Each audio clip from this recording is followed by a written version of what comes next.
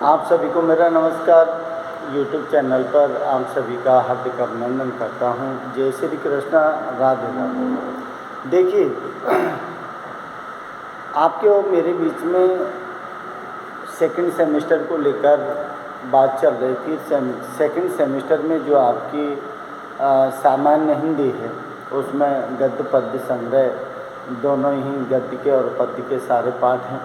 तो करीब करीब गद्य वाले जो पाठ हैं उन सब की वीडियो मैंने आपको बना दी है। समय आपको मिले देखें तो अच्छा ही रहेगा, नहीं देखोगे तो उसमें आपका ही नुकसान है, मेरा कोई नुकसान नहीं। देखिए,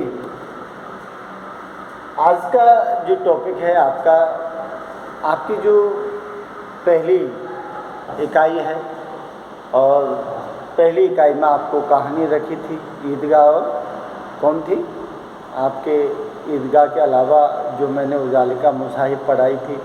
उसके बाद आज भी खड़े हैं तालाब, और एक कौन सी है जो नाखून क्यों बढ़ते हैं, ये दूसरी इकाई में रखी है आपकी, जो हरिशंकर परसाई के द्वारा व्यंग लेख है।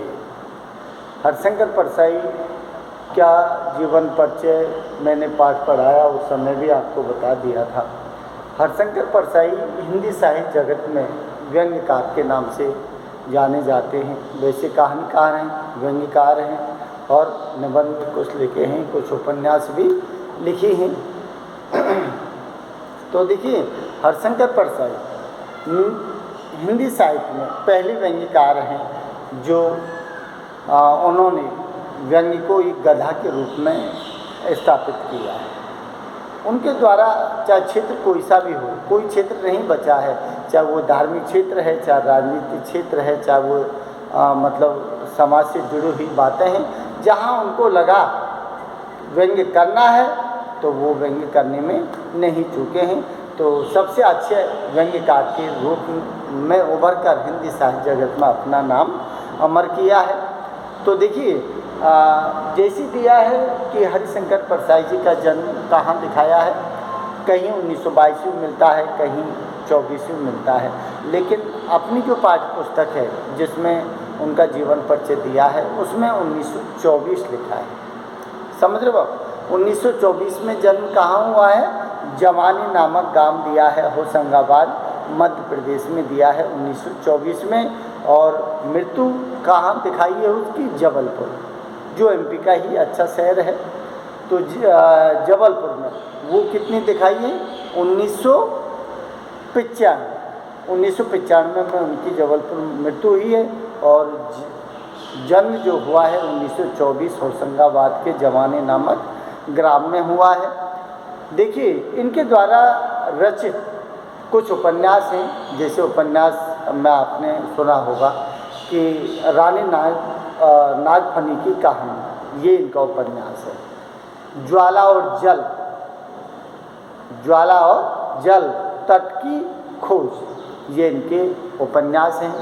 इनकी कुछ कहानी संग्रह है, जैसे आपने नाम सुना होगा बचपन में टीवी कहानी पढ़ी हुई, भोला राम का जीव, इनका कहानी संग्रह है। हंसते हैं रोते हैं, तब की बात और थी, ये इनके क्या है? कहानी संग्रह है। व्यंग लेख जो लिखे हैं इन्होंने, आपने और भी पाठ ऐसे पढ़े होंगे जिनमें नाम आपने सुना है कि सदाचार का ताबीज, इनका व्यंग लेख है। पगडंडियों का जमाना आपने सुना होगा, पगडंडियों का जमाना। उसके बाद क्या दिया है? वैष्णव की फिसलन, पहले था आपके सिलेबस में, वैष्णव की फिसलन है। ठिठुरता हुआ गणतंत्र, ये भी आपके सिलेबस में था, लेकिन दोनों ही हटा दिए हैं। और क्या दिया है? प्रेमचंद के फटे जूते, जो आपसे पहले चल रहा था आपके सिलेबस में।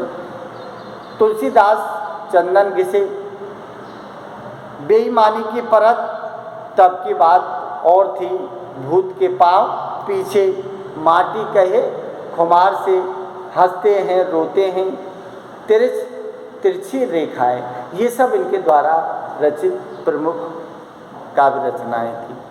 आप देखिए, अपन बात करते हैं कि इंस्पेक्टर माता दीन चांद पर एक व्यंग लेख है ध्यान रखना कि व्यंग लेख है, तो व्यंग लेख में क्या दिया है, इसमें किसके ऊपर किसने व्यंग किया है। इसका मतलब हरिशंकर परसाई ने जो वर्तमान परिवेश में जो पुलिस प्रशासन होता है, जो धरती पर व्याप्त जो भ्रष्टाचार है, उस भ्रष्टाचार को अपने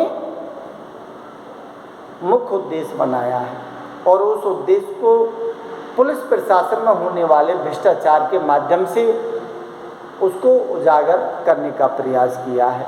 इसका मतलब है कि भारत सरकार की पुलिस कैसी है, कैसे वो मतलब गवाह बनाती है, कैसे एफआईआर दर्ज करती है, कैसे एफआईआर को बदलती है, कैसे उसमें पन्ने ठुसेरती है, नहीं क्या, और कैसे गवाह बनाती है, कैसे रोजनामा जो है वो लिखा जाता है। वो सारी जो चीज़ें हैं, निर्दोष निरपराधी को कैसे सज़ा दिलाई जाती है और कैसे नियम कानूनों का पालन कराया जाता है, ये सारा का सारा व्यंग किसके ऊपर किया है, पुलिस प्रशासन के ऊपर। तो ध्यान रखना, ये जो व्यंग दिया है वो क्या दिया है कि जो अपन कहते हैं धरती पर क्या दिया है, व्याप्त क्या दिया है, भ्रष्टाचार, व्याप्त भ्रष्टाचार जो दिया है कि धरती पर व्याप्त भ्रष्टाचार, जिसमें भी कौन दिया है, पुलिस प्रशासन। ध्यान रखना, पुलिस प्रशासन की व्यवस्था, पुलिस प्रशासन की जो व्यवस्था है ना, उसके ऊपर इस लेख को लिखा गया है, जो हरिशंकर परसाई के द्वारा व्यंग के रूप में दिखाया गया है। आप देखिए, इसको आप पढ़ोगे तो एक लंबा लेख है, तो लंबा लेख को में महत्वपूर्ण जो बिंदु है जिसको शुरू से लेके अंत तक दिखाया गया है। अगर मैं इसको इस पर लिखूँगा तो थोड़ा सा समय भी ज़्यादा लगेगा, आधा पॉइंट भी नहीं हो पाएंगे, तो थोड़ा सा मैं मुख्य ज़बानी बयां करूँगा। तो थोड़ा सा आप पेन और कॉपी लेकर बैठना और पूरी की पूरी इस व्यंग लेख की कहानी महत्वपूर्ण बिंदुओं में लिख देना अगर पूछी जाए तो देखिए, सबसे पहले जो दिया है, इसका मतलब है कि कहानी की कथा सारांश के महत्वपूर्ण बिंदु कहाँ से शुरुआत होते हैं, तो वो थोड़ा सा देख लो। देखिए, शुरुआती जो कहाँ दिखाया है व्यंग, वो कहाँ से दिखाया है, पहला पॉइंट नोट कर लो, वैज्ञानिक कहते हैं कि चांद पर जीवन नहीं है। यहाँ से इस व्यंग लेख की शुरुआत की है कि वैज्ञानिक कहते हैं कि चांद पर जीवन नहीं है, जबकि माता दीन इंस्पेक्टर ये कहता है कि चांद पर जीवन संभव है, क्योंकि माता दीन इंस्पेक्टर जो हैं वो डिपार्टमेंट में क्या नाम से जाने जाते हैं, MD साहब। इन्वेस्टिगेशन करने में माहिर हैं, हजारों इन्वेस्टिगेशन कर चुके हैं और अंधेरे पक्ष के माहिर ज्ञाता माने जाते हैं।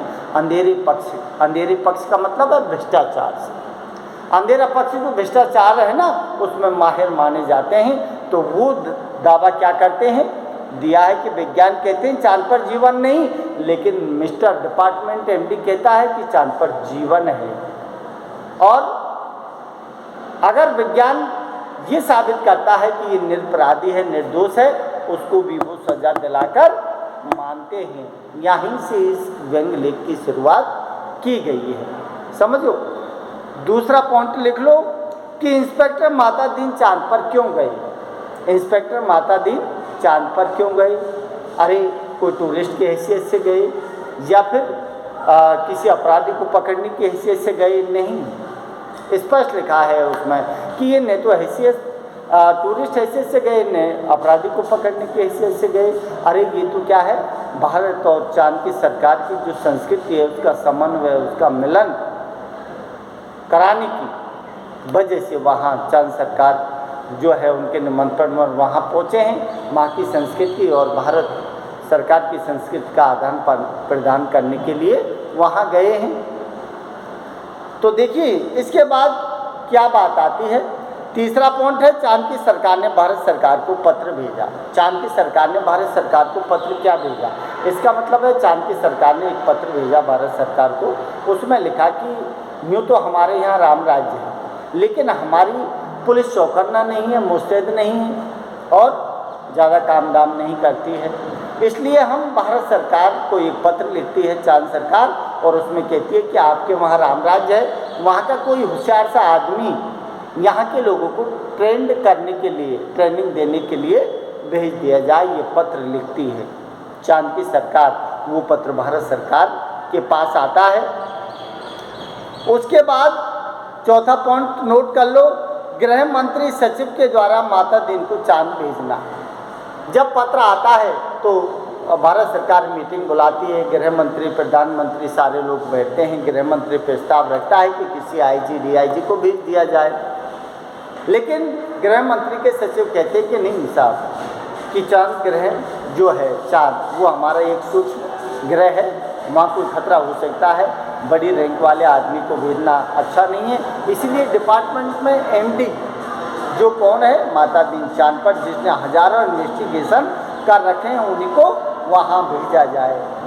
उनका नाम नोट कर दिया जाता है और उनको तय कर दिया जाता है। तो भेजने की तैयारी हो जाती है। उसके बाद पांचवा पॉइंट जो है वो क्या है, चांद सरकार द्वारा पृथ्वी यान भेजना। अरे चांद सरकार जो है वो यहाँ से हरी झंडी होने के बाद चांद की सरकार पृथ्वी यान भेजती है, और पृथ्वी यान में बैठने के लिए कौन, इंस्पेक्टर माता दिन जो है वो तैयार है, और मैं इंस्पेक्टर माता दिन को पृथ्वी लोक से चंद्र लोक के लिए रवाना कर दिया जाता है। जाते जाते जैसे आपने नाम सुना था, इसमें कई नाम आए थे, जैसे दिया था उसमें कि मुंशी अब्दुल गफूर, मुंशी अब्दुल गफूर मेरा रोज नामचा फाल वगैरह सब रख दी, बुल्ची पेटसा रख दी है।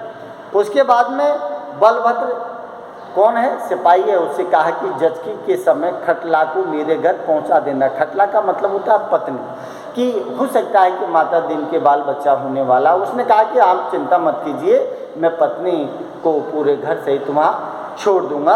उसके बाद में एक रामजीवन हवलदार है, जो जब इंस्पेक्टर माता दिन बैठता है वायुयान में, तो रामजीवन दौड़ता दौड़ता आता है और वो कहता है कि भाई साहब ने या आईजी साहब ने क्या कहा है कि मेरी पत्नी के लिए एक चांद से एडी पे मैल छुड़ाने के लिए पत्थर लेते आना।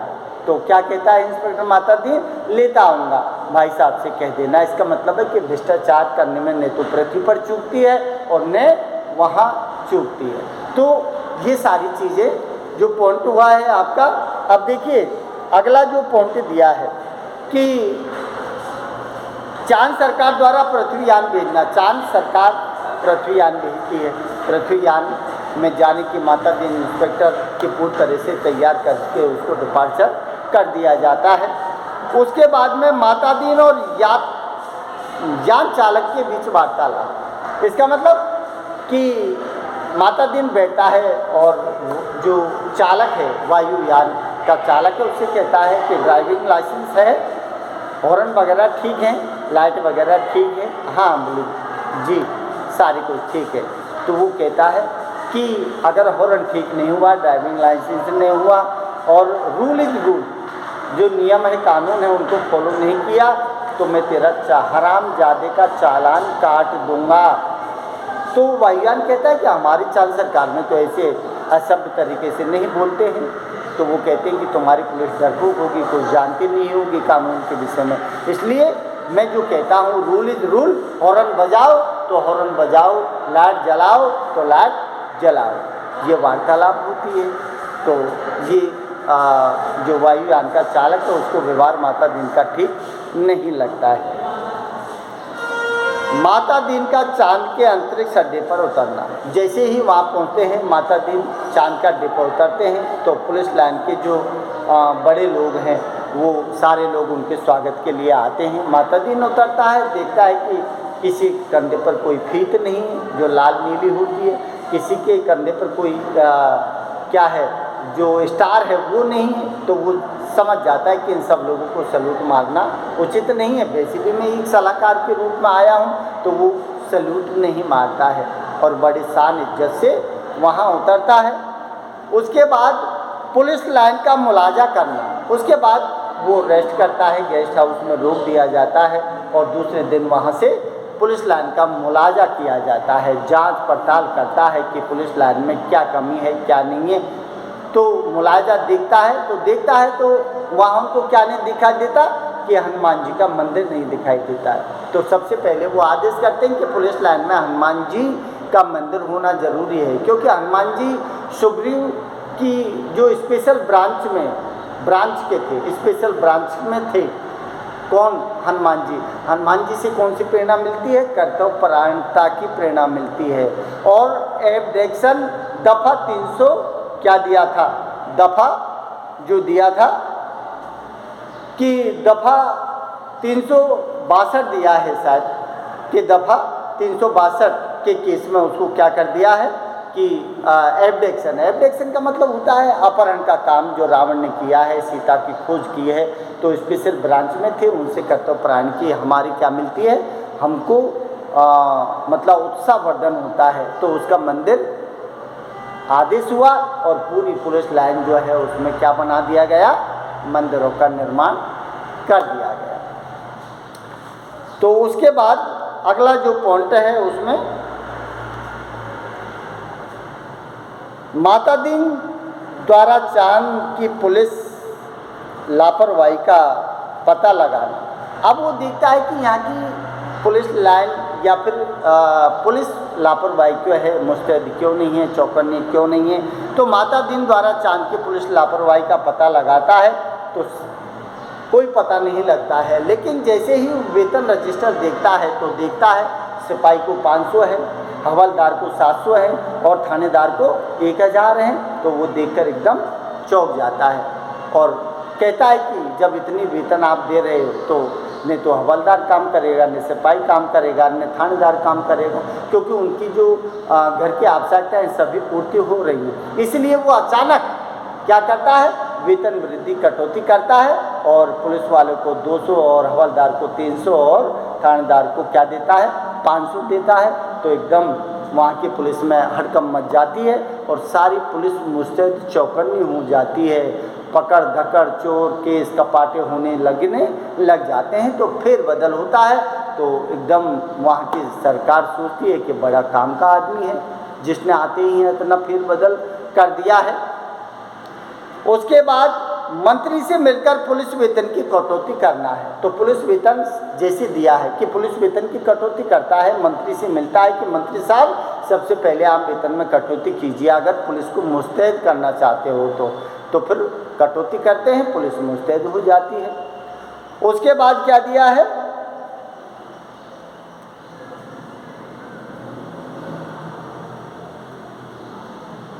अगला जो पॉइंट है उसमें दिया है कि मामले की जांच विधि में सुधार करना। अब बाकी क्या रह गया, मामले की जांच विधि है ना, उसमें सुधार करना कैसे किया जाए, वो सारी चीज़ें। आपसी मारपीट, आदमी की हत्या जो होती है तो सुधार करना चाहता है कि बाकी बात तो हो गई, पता लग गया, लेकिन अब इन्वेस्टिगेशन कैसे किया जाए। कोई मुकदमा केस दर्ज हो तो वहाँ एक आपसी मारपीट होती है, उस मारपीट में एक आदमी मर जाता है और उसको हॉस्पिटल में लाकर केस हो जाता है। तो फिर अब उसको विधि जांच पड़ताल कैसे कराई जाती है, वो सारी विधि जो है वो कौन बताता है, इंस्पेक्टर माता दीन। कि तुम अब देखो मैं जो करता हूँ उसको ध्यान से देखो और सुनो। तो क्या दिया है कि पुलिस वालों से विधि सुधार। अब इस विधि सुधार में हत्या की जांच करने बैठता है तो सबसे पहले तो ये है कि वहाँ की कोतवाल से कहता है कि भाई वो लाओ जांच पड़ताल। तो उसने कहा कि साहब कोई मिलेगा गवाह, जब भी तो जांच पड़ताल होगी। तो वो कहता है कि नहीं, सबसे पहले ये ढूंढो कि कहाँ मरा, खून के धब्बे किसके लगे, क्या औजार मिला। तो सीधी बात है कि एक निरपराध अपराधी जिसके घर के सामने झगड़ा हुआ वो ये उठा के उसको लाया और उसी के कपड़े धब्बे लग रहे थे खून के, उसी को निरपराधी को बेकसूर को पकड़ा दिया और उसी बेचारे को 20 साल के लिए जेल करवा दी गई। तो एकदम हड़कंप मच गया, क्योंकि जिस तरह से इन्होंने विधि जांच बताई है कि कहाँ जाओगे, किसको ढूंढोगे, क्योंकि मानवतावाद, पुलिस का मानवतावाद क्या कहता है, चाहे आदमी निरपराधी हो चाहे वो अपराधी हो, है उस परमात्मा का अंश, सजा चाहे किसी को भी मिले, अपनी कथन से साबित कर देता है मानवतावाद को। तो अब देखिए, अब ये जब सारी बात होती है तो चंद्रलोक में क्या होती है, जो माता दीन है उसकी जय जयकार होती है कि करिश्मा कर दिया, गजब का जय जयकार होती है, जगह जगह स्वागत होते हैं, दुनिया उसको देखने आती है और माता दीन का करिश्मा सबको पता लग गया। उसके बाद मामलों की जांच विधि में सुधार करना। अब मामलों की जांच विधि है, उसमें सुधार कैसे किया जाए, तो उन्होंने क्या दिया था, जिसमें दिया था आपसी मारपीट में आदमी की हत्या जो है वो होती है, तो उसमें क्या सुधार करना है, कैसे एफआईआर लिखनी है, कैसे एफआईआर के बीच पन्ना घुसाना है, कौन उसमें गवाह बनाना है, कैसे रोज नामचा और मर्डर केस बनाना है और किसको गवाह के रूप में उपस्थित करना है। तो विधि में सुधार जो है कैसे करना है वो सारी चीज़ वो करवाते हैं। अब देखिए, यहाँ निरपराधी को सजा दिलवाना, जो बेगुनाह है, जो बेकसूर है, जिसने मदद की है उसको 20 साल की जेल हो जाती है माता दीन के इशारे पर, जिससे चांद की सरकार, चांद के लोग सब नाखुश थे, लेकिन करते क्या, क्योंकि उन्होंने तो इसको बुलाया था, इसीलिए मजबूरन उनको माननी पड़ी। तो इन्वेस्टिगेशन का सिद्धांत, इन्वेस्टिगेशन, माता दीन कहता है कि इन्वेस्टिगेशन का जो सिद्धांत है ना वो मानवतावाद में समानता के तौर पर चलता है, कोई बड़ा छोटा नहीं, मानव मानव है, चाहे वो अपराधी है चाहे नहीं है, सजा जिसको होनी है होने। क्या कहता है, माता दीन के द्वारा जो दिया है कि माता दीन के द्वारा जरूरत के लिए जगह छुड़वाना, माता दीन जो है वो इतने काम में पारंगत थे कि वो जरूरत के हिसाब से एफआईआर में जगह छुड़वा देते थे और खाली जगह छुड़वाने पर उनमें नामों में परिवर्तन करवा दिया जाता था। सारी विद्या, सारी गणित वहाँ के लोगों को उन्होंने बता दी थी, क्योंकि भारत की पुलिस है वो किस तरह की भ्रष्टाचार है वो सारी चीज़ें वहाँ उन्होंने अपनी औकात दिखा दी है उन्होंने वहाँ जाके। उसके बाद जो दिया है कि चश्मदीद गवाह तैयार करना, पढ़ाई चश्मदीद गवाह, उन्होंने कहा कि भाई केस चलेगा, केस चलेगा तो चश्मदीद गवाह। तो कोतवाल कहता है कि हम कहाँ से लाएं, तो उन्होंने कहा कि आप बैठिए, कि जो उठाए गिरे चोर बदमाश उचक्के उनकी लिस्ट मुझे दे दो, उन सबको गाड़ी भेजिए, सबको उठा के पटक लाया। कहा कि बहुत दिन के बाद आज मुलाकात हुई है कि आपने इस आदमी को मरते देखा, बोले नहीं साहब हमने तो नहीं देखा। चोर उचक्के हंसने लगे।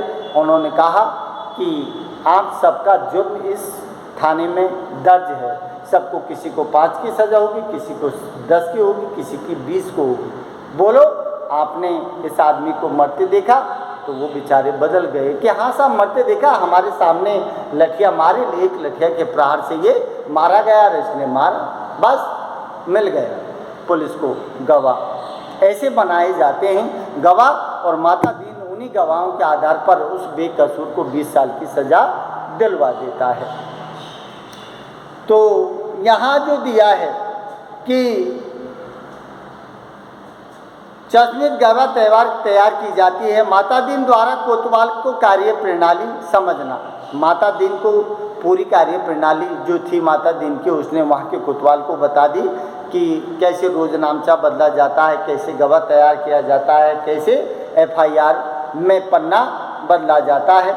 माता दीन सार्वजनिक अभिनंदन, उसके बाद माता दीन का सार्वजनिक रूप से अभिनंदन स्वागत होता है और उसका वाहवाही होती है। चांद संसद एक दिन गुप्त अधिवेशन बुलाती है, क्योंकि वहाँ का परिवेश वातावरण एकदम बदल गया, तो चांद की संसद का गुप्त अधिवेशन होता है और उसमें ऑब्जेक्शन उठता है, क्योंकि पुलिस अब क्या करती है, कोई बीमार बाप है उसकी दवा दिलाता है तो उसी के ऊपर केस ठोक दिया जाता है। नदी में बच्चे डूब रहे हैं, कोई बचाता है तो उसके केस ठोक दिया जाता है। किसी के घर में आग लगती है उसको बुझाया जाता है तो उन्हीं के ऊपर केस ठोक दिया जाता है, क्योंकि यहाँ माता दीन ने पूरी तरह से वातावरण को भ्रष्ट कर दिया। इसीलिए क्या दिया है, माता दीन द्वारा कोतवाल जो दिया है, मतलब संसद की गुप्त अधिवेशन में ये मुद्दा उठाया गया कि सरकार इस्तीफा दे। सरकार हिल गई। अब उसके बाद चांद के प्रधानमंत्री के द्वारा माता दीन को बुलाना, तो चांद का जो प्रधानमंत्री था उसने माता दीन को बुलाया, निवेदन किया कि आप जाइए, आपका जो समय बचा है उसका एडवांस वेतन ले जाइए। लेकिन उसने कहा नहीं, मुझे काम प्यारा है, वेतन नहीं है। तो फिर चांद की जो सरकार है उसने क्या किया, चांद के प्रधानमंत्री का भारत सरकार को गुप्त पत्र भेजा, और उस गुप्त पत्र में जितने भी जो काम किए हैं माता दीन के द्वारा वो सारे भारत सरकार के जो है ना उसको बता दिया कि आपके यहाँ माता दीन के ने क्या दिया है। हमने तो राम राज समझा था, भाईचारा था, इसलिए आपको बुलाया था, लेकिन यहाँ आकर पूरी बची कुची जो संस्कृति थी ना उसको नष्ट भ्रष्ट कर दिया। गुप्त पत्र लिखते हैं, चांद की संसद का गुप्त अधिवेशन हुआ, उसमें सरकार के इस्तीफे पर मतलब आवाज़ उठी, और चांद के प्रधानमंत्री के द्वारा माता दीन को बुलाया और उसका आभार व्यक्त करते हुए उसको लौटने का निवेदन किया। लेकिन नहीं गया कि नहीं, मुझे काम प्यारा है, मैं काम करूँगा। तो उसके बाद क्या होता है कि चांद के प्रधानमंत्री का भारत सरकार को गुप्त पत्र भेजती है, उसमें आईजी का ऑर्डर होता है। आईजी का ऑर्डर होते ही माता दीन सरकार वापस आ जाता है। माता दीन का चांद लौटकर भारत आना, और फिर भारत लौटकर चांद से भारत आ जाता है। लेकिन वहाँ की जो बची हुई संस्कृति थी, वहाँ का जो अच्छा एक वातावरण था, पूरी तरह से दूषित करके भारत